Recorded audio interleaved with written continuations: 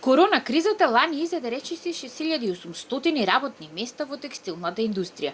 Тоа е нешто повеќе од 1/3 од вкупниот број ново невработени во државава. Штип, Тетово, Скопје, Прилеп и Куманово се петте општини каде има најголем пат на вработените во текстилството. Загрижува што пораснал и бројот на млади до 29 години што останале без работа.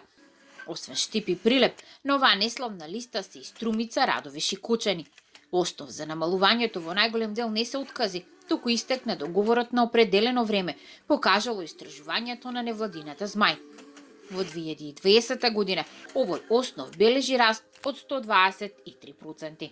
Кога ќе ги анализираме како раст на овие основи за раскинување, јасно се гледа дека најголем пораст во причината за отказ се гледа во спогодбените раскинувања, односно раскинувањата кои по завршување на работниот однос не им гарантираат надоместок во случај на невработеност на вработените во текстилните компании.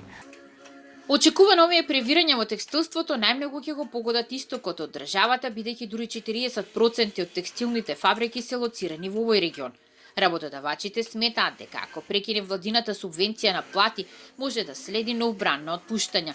Единствен начин да се задржат работните места е да се продолжи оваа мерка што ќе им овозможи на текстилните работници да го преживеат периодот на затвореност, рече Маријана Перковска од кластерот за текстил во 24 анализа посветена на владините мерки. Еве веќе дел од компаниите, текстилни компании, поголем број, дури имаме сознание дека 50% од компаниите веќе ги пуштаат во февруар месец вработените на одмор, затоа што немаат што да им дадат да работат. Има проблем, не можат да ги отпуштат затоа што после тоа не можат да ги вратат.